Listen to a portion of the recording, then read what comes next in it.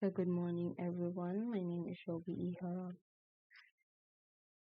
and I will be tackling the feeding and eating disorders. And under is the anorexia nervosa, bulimia nervosa, binge eating, and other non-specified feeding or eating disorder.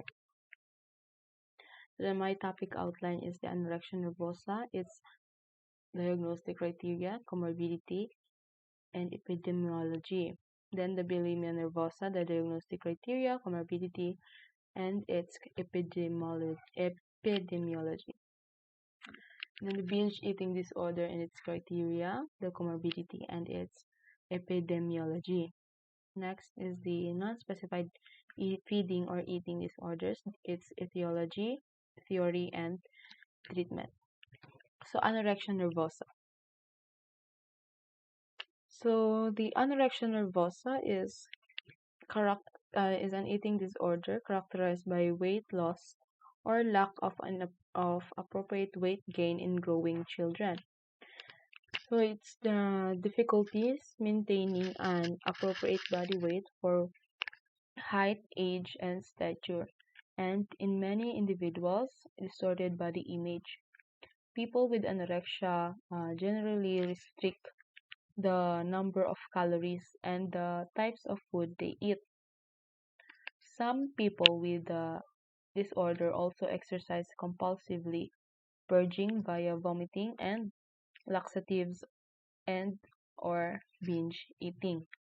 So anorexia can affect people of all ages, genders, sexual orientations, races, and ethnicities. So the diagnostic criteria based on DSM-5. So to be diagnosed with anorexia nervosa according to the DSM-5-TR, the following criteria must be met. The first criteria is the restriction of energy intake relative to requirements, leading to a significantly low body weight in the context of age, sex, developmental trajectory, and physical health. So the criterion B is there's an intense fear of weight gain or being fat even though underweight na sila.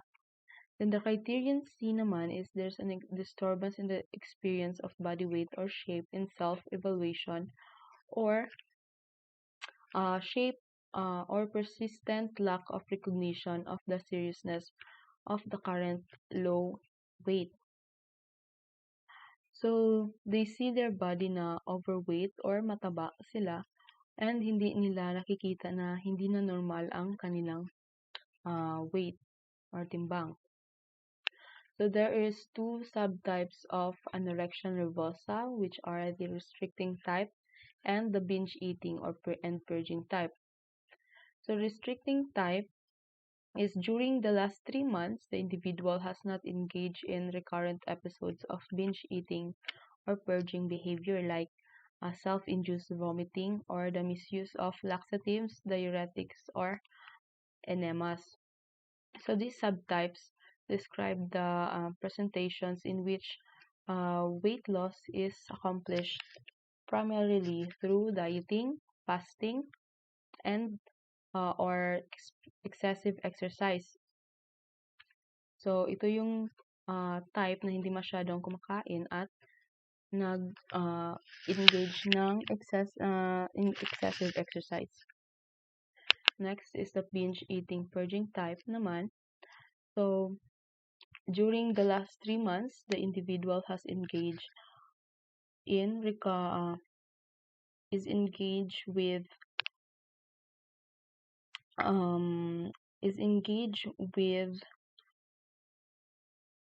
recurrent episodes of binge eating or purging behavior. So yung purging behavior is yung self-induced vomiting and yung misuse of laxative diuretics and enemas.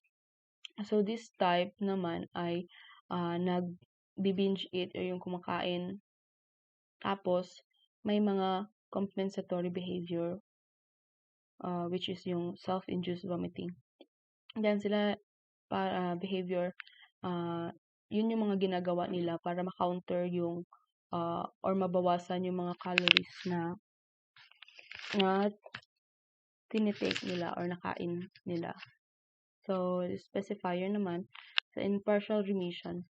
So, if full criteria of anorexia nervosa were previously met, then the criterion A has not been met for a sustained period, but either criterion B or C is still met. So, it is the partial remission. If yung kahit na criterion A lang yung hindi na met in a sustained period of time, pero yung criterion B and C is still nandun, ano na siya na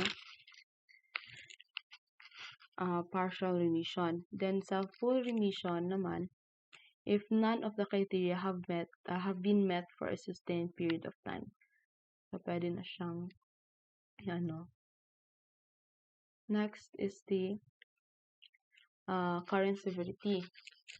So, the minimum level of severity is based, for adults is ito yung BMI or the body mass index. So, for children naman is yung BMI percentile or the body mass index percentile. So, the ranges below, ito yung ranges. So, these ranges are derived from World Health Organizations, categorized by a 14th in adults. So, the level of severity may be increased to reflect clinical symptoms, so the degree of functional disability and the need for supervision. So, if yung BMI is greater and is equal to 17 kg per meter squared, is malabel siya as mild. Then, if the BMI is 16 to 16.99 kg per meter squared, it is labeled as moderate. Then, if the BMI is 15 to 15.99 kg per meter squared, it's labeled as severe. Then, if the BMI is less than 15 kg per meter squared, it is labeled as extreme. So, yan. So, the health consequences of anorexia nervosa. So, abnormally slow heart rate and low blood pressure, which means that the heart muscle is changing. So, the risk of heart failure rises as heart rate and blood pressure levels sink lower and lower. So, osteoporosis naman, if there's a reduction of bone density, which result in dry, brittle bones. So, nagkakaroon sila ng osteoporosis. Then, there's a muscle loss and weakness, and severe dehydration, which can result to kidney failure. They also have a fainting, fatigue, and overall weakness. May dry hair and skin. Hair loss is very common. Then, lanugo. Ang lanugo is the growth of a downy hair, layer of hair all over the body, including the face, and in an effort to keep the person with anorexia warm. So, the comorbidity of anorexia nervosa is rarely a single diagnosis. So, there's a high rate of bipolar, depressive, and anxiety disorders are common among individuals with anorexia nervosa. Obsessive compulsive disorder is more often seen in those with the restricting type of anorexia nervosa, whereas alcohol use disorder and other substance use disorder are more commonly seen in those with anorexia who engage in binge eating and purging behavior. So unfortunately, there is also a high rate of suicidality, with rates reported to be 18 times greater than in an age and gender match comparison group. So it is also estimated that between 9% and 25% of individuals with anorexia have attempted suicide. So anorexia nervosa usually emerges between the ages of 14 and 18. So according to the National Eating Disorder Alliance, or the NEDA, at any point in time, more women, or 0.3 to 0.4% than men, which is the 0.1%, will be diagnosed with anorexia. So 75 to 90% of people with anorexia are female. Anorexia nervosa is most prevalent in post-industrialized high-income countries such as the United States, the Australia, New Zealand, Japan, and many European countries. So in the US, prevalence is lower among Latin and non-Latin Black Americans than non-Latin white. Next is the bulimia nervosa. Bulimia nervosa is a serious, potentially life-threatening eating disorder characterized by a cycle of binging and compensatory behaviors such as self-induced vomiting designed to undo or compensate for the effects of binge eating.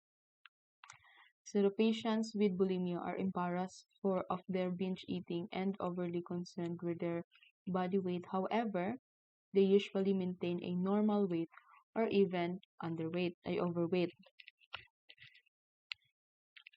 So according to the DSM-5-TR, the official diagnostic criteria for bulimia nervosa are the recurrent episode of binge eating. So an episode of binge eating is characterized by both of the following. So they eat in a discrete period of time, so like within 2 hours period.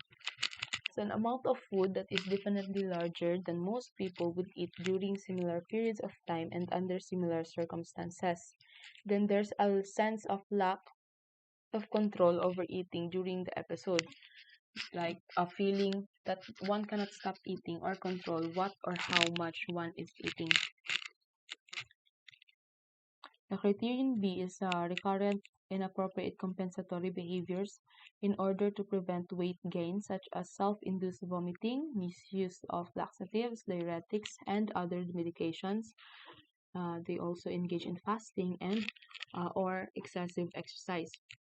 So the criterion C, the binge eating and inappropriate compensatory behavior both occur on average or at least once a week for 3 months. The criterion D is a self-evaluation is unduly influenced by body shame and weight. Then lastly is the criterion E, the disturbance does not occur exclusively during episodes of anorexia nervosa. So if specifying in partial remission, if after full criteria of bulimia nervosa were previously met, or some, pero not all, of the criteria have been met for a sustained period of time. So that is the partial remission. Well, if full remission naman, if after full criteria of bulimia nervosa were previously met, none of the criteria have been met for a sustained period of time. So the current severity naman is if the minimum level of severity is based on the frequency of inappropriate compensatory behaviors. So the level of severity may be increased to reflect other symptoms and the degree of functional disability. So if the average of inappropriate compensatory behavior per week is 1 to 3 episodes, that is labeled as mild. Then if the average inappropriate compensatory behaviors per week naman is 4 to 7 episodes, that is labeled as moderate. And then if the average inappropriate compensatory behavior per week is 18 to 13 episodes, that is labeled as severe. Then extreme naman if the average of 14 or more episodes of inappropriate compensatory behaviors per week. And the health consequences of bulimia nervosa causes electrolyte imbalances that can lead to irregular heartbeats and possibly heart failure and death. So electrolyte imbalance is caused by dehydration and loss of potassium and sodium from the body as a result of purging behavior. So inflammation and possible rupture of the esophagus from frequent vomiting. Also, the tooth decay and staining from uh, stomach acids released during frequent vomiting. There's chronic irregular bowel movements and constipation as a result of laxative abuse, and gastric rupture naman because is common is uncommon. It is uncommon but possible side effect of binge eating. The comorbidity of bulimia nervosa. So the majority of individuals diagnosed with bulimia nervosa are also present with at least one other mental disorder. So similar to anorexia nervosa, there is a high frequency of depressive symptoms as well as bipolar and depressive disorders. While some experience mood fluctuations because of their eating pattern, some individuals will identify mood symptoms prior to the onset of bulimia nervosa. Anxiety, particularly social anxiety, is often present in those with bulimia nervosa. However, most mood and anxiety symptoms resolve once an effective treatment of bulimia is established. The substance use disorder and in particularly alcohol use disorder is also prevalent in those with bulimia, with about a 30% prevalence among those with bulimia. So the substance abuse begins as a compensatory behavior, like a stimulant use is used to control appetite and weight. And in over time, as the eating disorder progresses, so does the substance abuse. So there is also a percentage of individuals with bulimia nervosa who display personality features that met the criteria for at least one personality disorder, so most often borderline personality disorder. And about 1/4 to 1/3 of individuals with bulimia have had suicidal ideation, and a comparable amount have attempted suicide.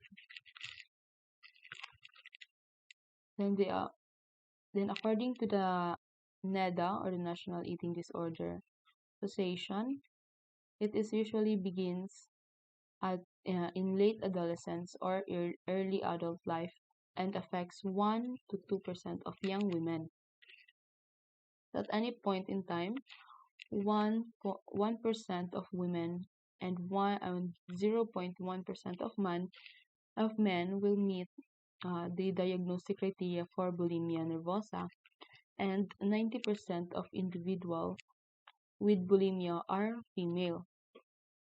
The study by Buchon 2012 found that between 1.1% and 4.6% of females and 0.1% to 0.5% of males will develop bulimia, and that subthreshold bulimia occurs in 2.0% to 5.4% of adolescent females.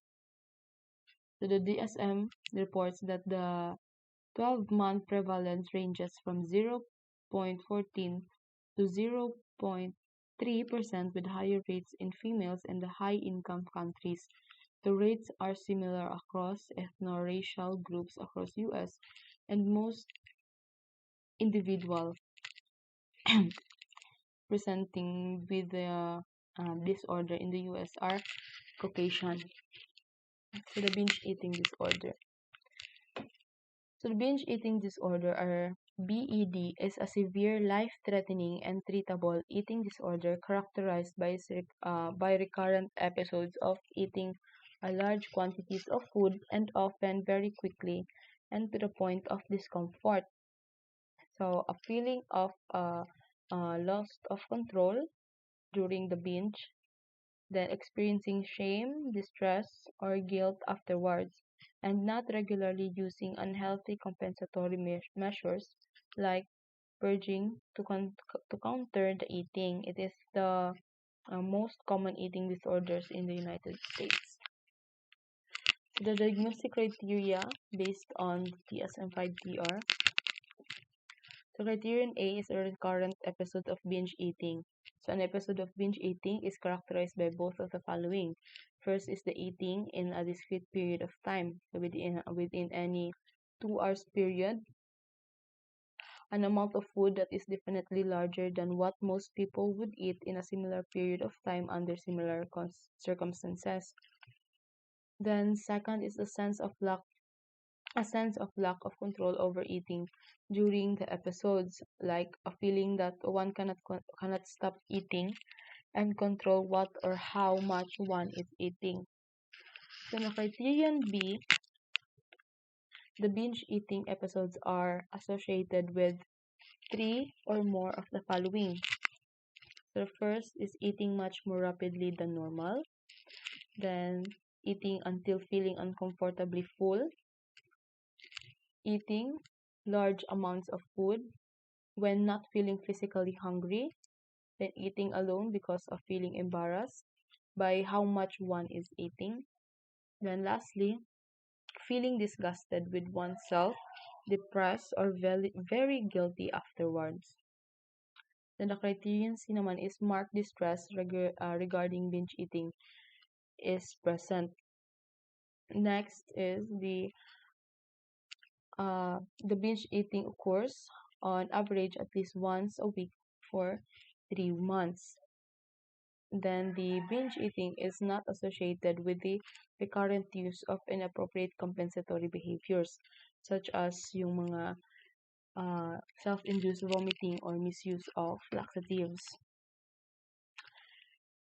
like in bulimia nervosa, and does not occur exclusively during the course of bulimia nervosa or anorexia nervosa. So, ang specifiers niya is sa partial remission, if the full criteria for binge eating disorder were previously met, binge eating occurs at an average frequency of less than 1 episodes per week for a sustained period of time. So, sa full remission niya naman, after full criteria for binge eating disorder were previously met, none of the criteria have been met for a sustained period of time. So, yun yung full remission ng binge eating disorder. So, ang current severity niya is based on the frequency of episodes of binge eating. So, the level of severity may be increased to reflect other symptoms and the degree of functional disability. So, 1 to 3 binge eating episodes per week is considered mild. Then 4 to 7 binge eating episodes per week is moderate. Then 8 to 13 binge eating episodes per week is considered severe, and extreme naman if 14 or more binge eating episodes per week. So, yan. Then sa comorbidity niya is research shows that BED or the binge eating disorder shares similar comorbidities with anorexia and bulimia nervosa. So, ang common comorbidities niya is major depressive disorders and alcohol use disorder. So, about 25% of individuals with BED have shown suicidal ideations according to APA, or the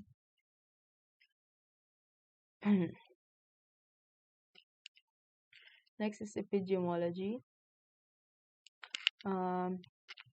Reports that BED is 3 times more common than anorexia and bulimia, and more common naman siya than breast cancer, HIV, and schizophrenia.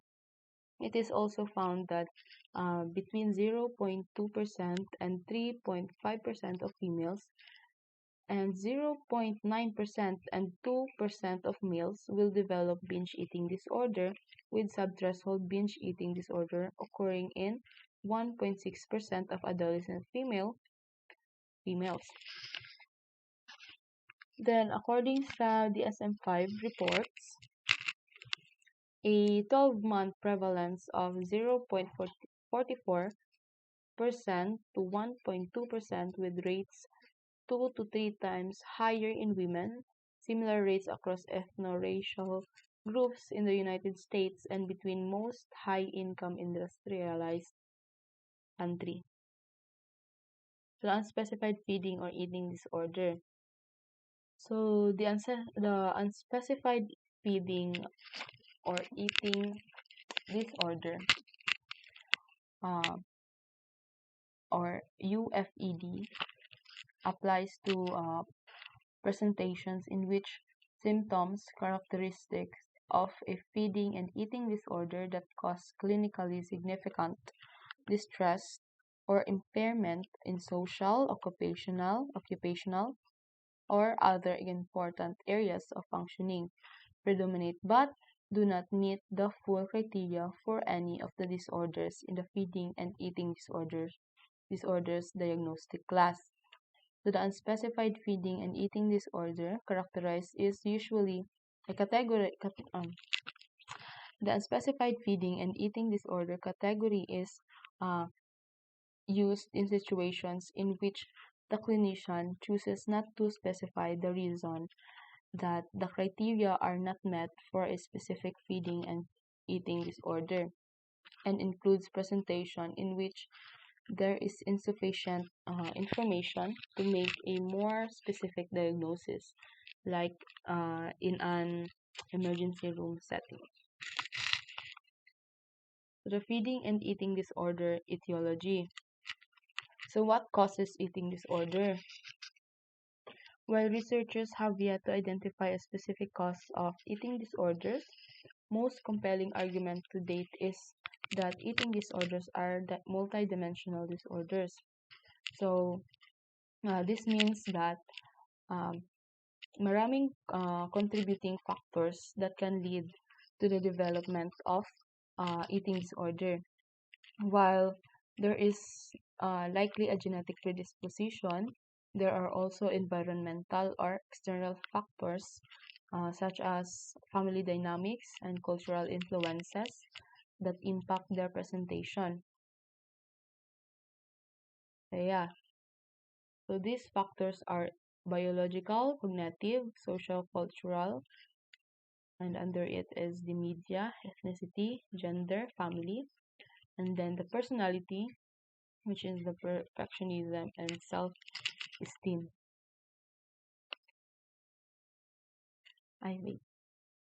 Since the biological naman, there is more evidence on genetic predisposition for eating disorder, with relatives of those diagnosed with an eating disorder being up to 6 times more likely than other individuals to be diagnosed also.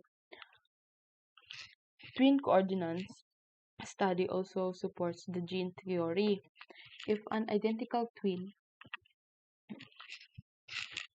is diagnosed with anorexia, there is a 70% chance that the other twin will develop anorexia in their lifetime. The coordinates rate of the fraternal twins, because they share less genes, is 20%, while not as strong for bulimia. Identical twins is still display a 20%, 23% coordinates rate compared to the 9% rate for fraternal twins. So, in addition, The hereditary causes disruption in the neuroendocrine system is common in those with eating disorder, but unfortunately, um, it's difficult for researchers to determine if these disruptions causes the disorder or have been caused by the disorder, as manipulation of eating patterns is known to trigger changes in hormone production. Next is cognitive. So in cognitive naman, some argue that eating disorders are in fact a variant of obsessive compulsive disorder or the OCD. So the obsession with body shame and weight, the hallmark of an eating disorder, is likely a driving factor in anorexia nervosa. So distorted thoughts, patterns, and an over evaluation of body size likely contribute to this obsession. And one desire for uh, thinness. So so the researchers has identified high levels of impulsivity, particularly in those with binge eating episodes, suggesting a temporarily lack of control is responsible for these episodes. So the post post binge eating episodes, many individuals report feelings of disgust, or even thoughts of failure. So these strong cognitive factors are indicative of as to why cognitive behavioral therapy is the preferred treatment for the eating disorders. So social-cultural naman is yung eating disorders are overwhelmingly found in Western countries. So where there is a heavy emphasis on thinness, a core features of eating disorder, it is also found in countries where food is in abundance, as in place of deprivation, found figures as uh, viewed as more desirable, while eating disorders were once thought of as disorder of higher SES. Recent research suggests that as our country becomes more homogenized, the more universal eating disorders became. So in media, one commonly discussed good contributor to eating disorders is the media. The idealization of teen models and actresses sends the message to young women or even the adolescents that to be popular and attractive, you must be thin. So these images are not is not isolated to magazines but are also seen in television shows, movies, commercials, and large advertisements on billboards and hanging in store windows. With the emergence of social media like Facebook, Snapchat, Instagram, and so on, exposure to media images and celebrities is even easier.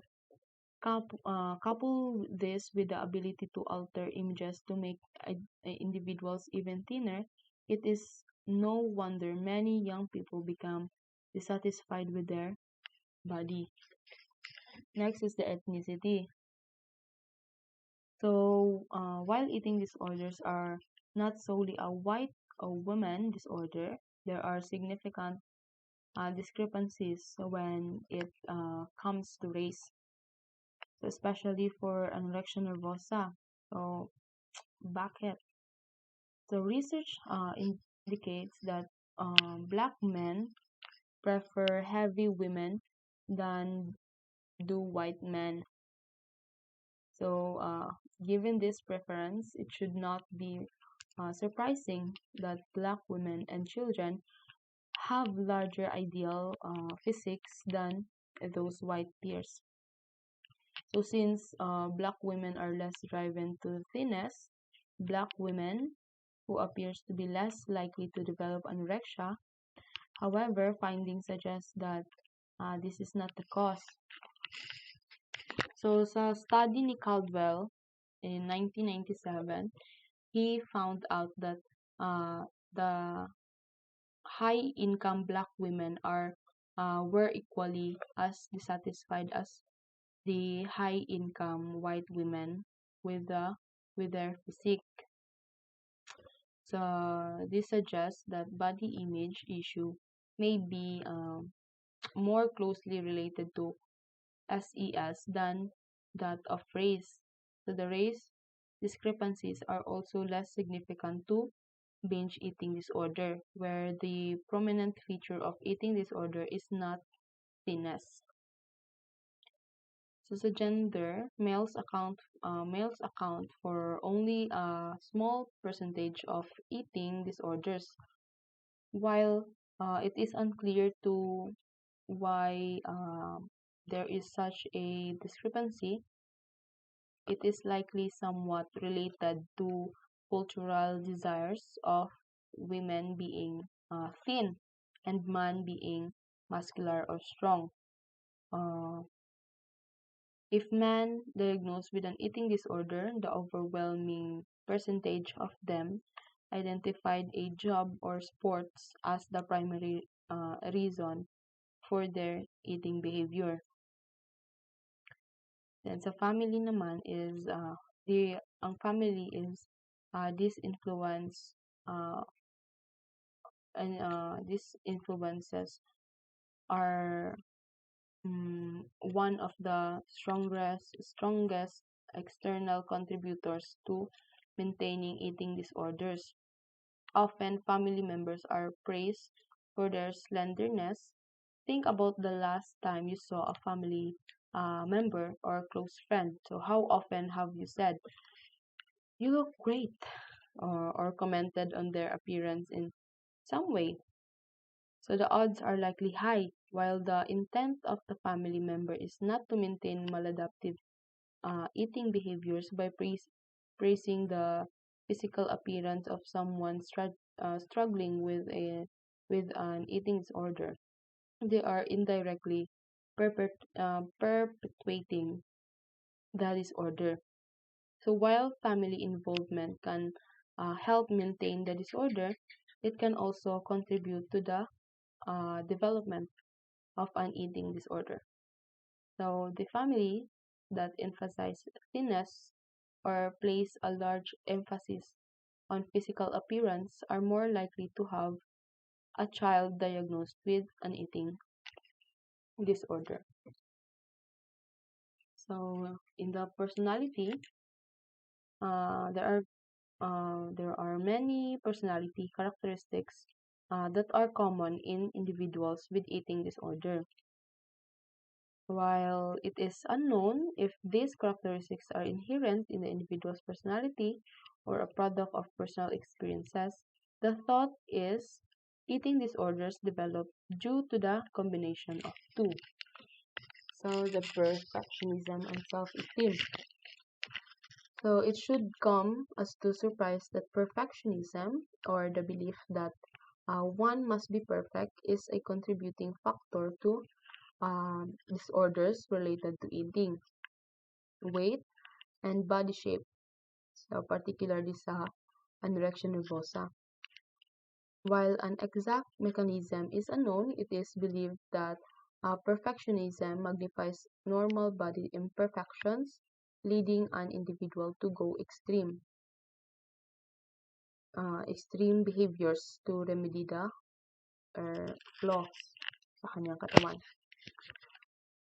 Next is a self-esteem, or one's belief of their worth or ability, has routinely been identified as a moderator of many psychological disorders, and eating disorder are no exceptions. So low self-esteem not only contributes to the development of an eating disorder, but it is also likely involved in the maintenance of the disorder. So one theory, the diagnostic model of eating disorders suggests that overall low self-esteem increases the risk of over-evaluation of body, which in turn leads to negative eating behaviors that could lead to an eating disorder. So, yun yung mga uh, factors na nakaka-cause ng feeding and eating disorders. Next is the theory that applies to the treatment of feeding and eating disorder is the objectification theory. So this theory helps to explain the large gender difference in the prevalence of eating disorder.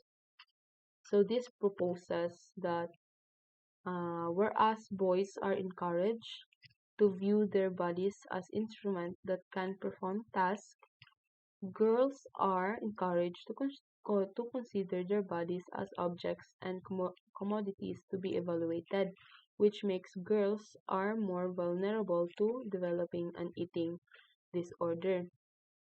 So according sa objectification theory, sa objectification, so this objectification encourages eating disorders because yung katawan ng mga babae are evaluated according sa cultural ideal, and ang mga babae ay nag-strive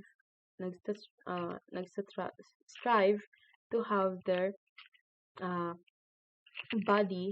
bodies conform to that they will be positively evaluated. So as they internalize the ideal of thinness, they increase the risk of eating disorder, especially sa combination with learning to see their bodies as objects from the outside. So if they hold an ideal thinness and see their bodies as objects, they become more likely to pay attention to their flaws and to feel ashamed of their bodies, and this feeling must motivate restrained eating.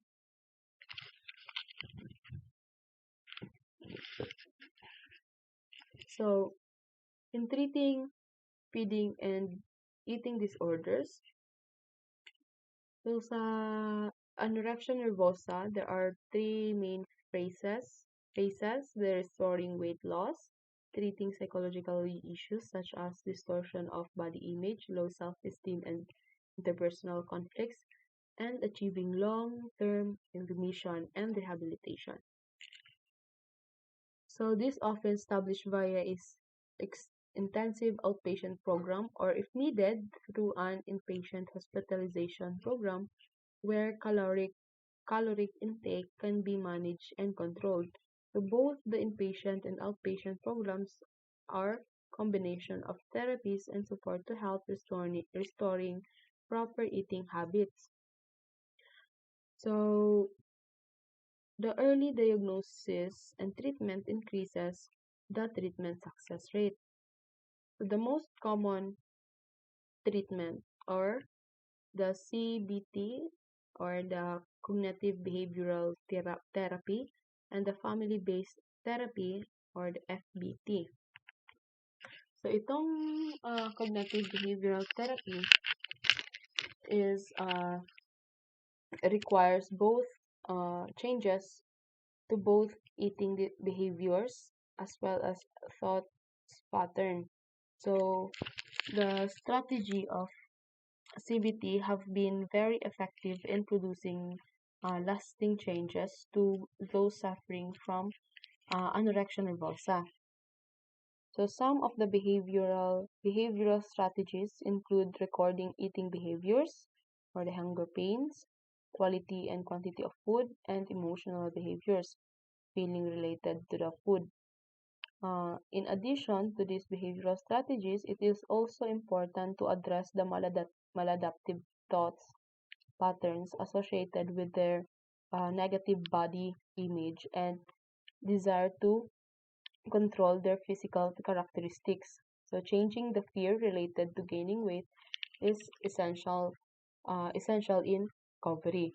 So sa FBT naman or the family-based therapy is also an effective treatment approach, often used as component of individual CBT, especially for children and adolescents with the disorder.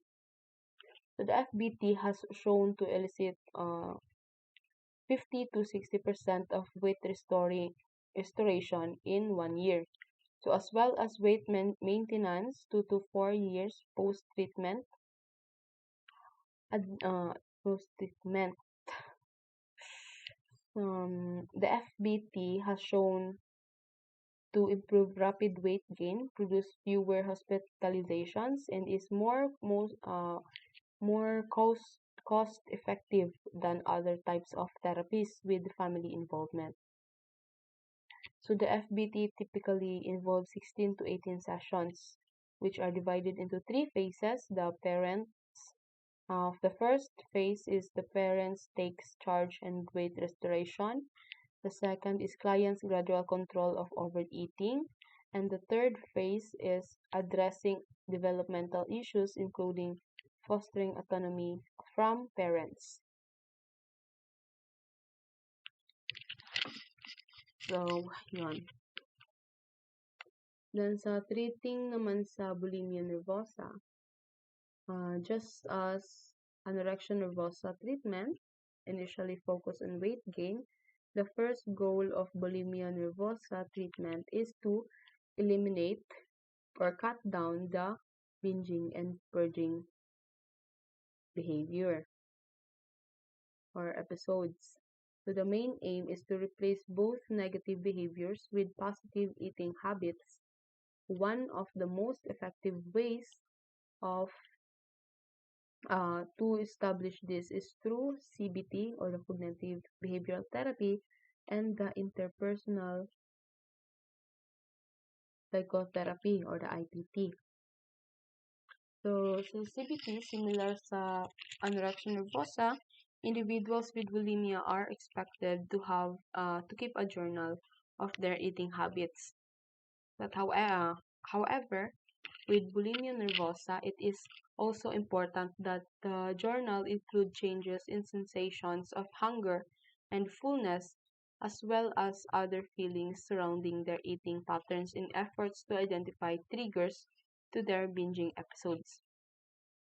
So once these triggers are identified, psychologists will utilize specific behavioral or cognitive techniques to prevent the individual from engaging in binge episodes or compensatory behaviors. So one method for modifying behaviors is through exposures and response prevention. So as previously discussed in the OCT chapter, this treatment is very effective in helping individuals stop performing their compulsive behaviors by literally preventing them from engaging in the action while simultaneously using relaxation strategies to reduce anxiety associated with not engaging in the negative behavior. Therefore, to prevent an individual from purging binge episodes, the individual would be encouraged to partake in an activity that directly competes with their ability to purge, like write their thoughts and feelings in a journal at the kitchen table. So research has indicate that this treatment is particularly helpful for individuals suffering from comorbid anxiety disorder. So, to in addition to changing behavior, it is also important to change the maladaptive thoughts towards food, eating, weight, and shape. So negative thoughts such as mataba ako and I can't stop eating when I start can be modified into more appropriate thoughts such as uh, my body is healthy or I can control my eating habits. By replacing these negative thoughts with more appropriate positive thoughts pattern, individuals begin to control their feelings, which in return can help them manage their behaviors. So, yun yung sa cognitive behavior therapy. Next is the IPT or the interpersonal psychotherapy. So, IPT has also established as an effective treatment for those with bulimia nervosa, particularly if an individual has not been successful with the cognitive behavioral treatment and therapy. So, the goal of IPT is to improve interpersonal functioning in those with eating disorders, originally a treatment for depression. So, the IPT was adapted to address the social isolation and self-esteem problems that contribute to the maintenance of negative eating behaviors. So, ang IPT, it has three phases. So, it is typically covered in weekly sessions over 4 to 5 months.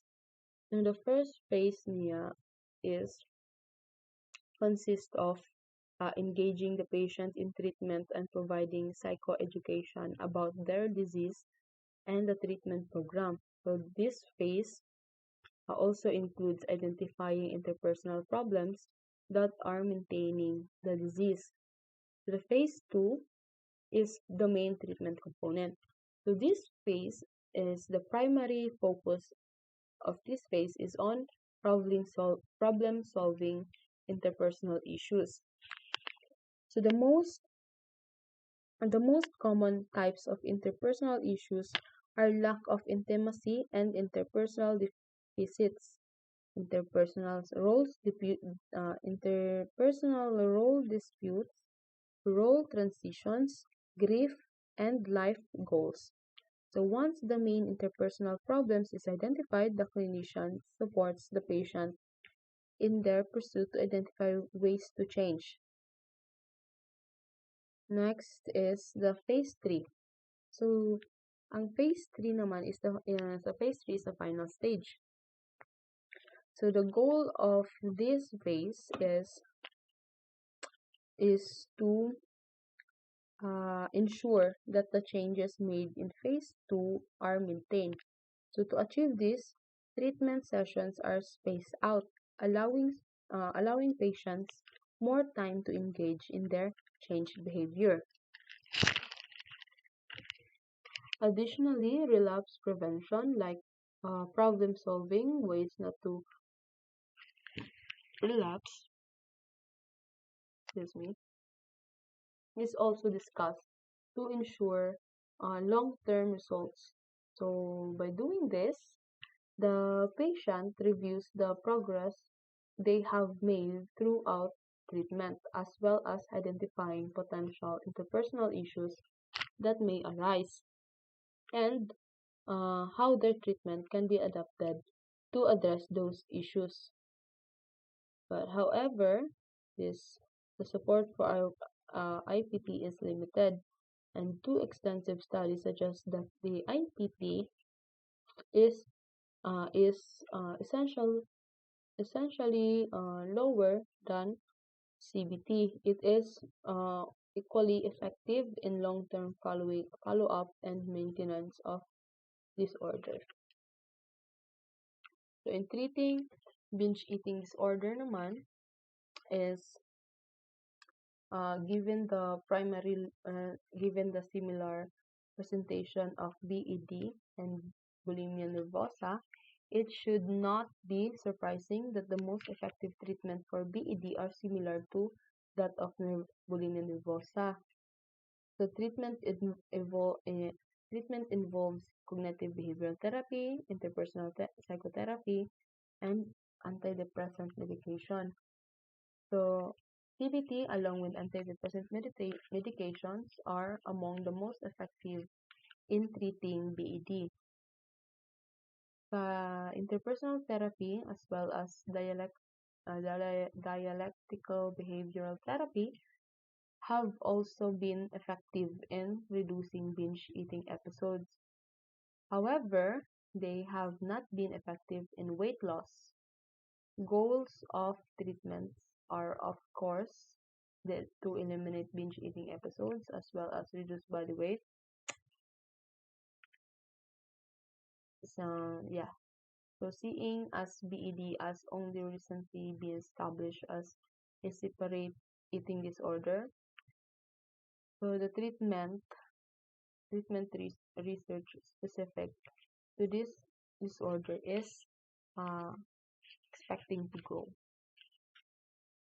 So, yeah, ito yung mga involvement, treatment, cognitive behavioral therapy, interpersonal psychotherapy, and antidepressant medication. So, bakit may antidepressant medication? So, given the high comorbidity between eating disorder and depressive symptoms, antidepressants have been a primary method of treatment for years, while they have been shown to improve the depressive symptoms, which may help individuals make gains in their eating disorder treatment.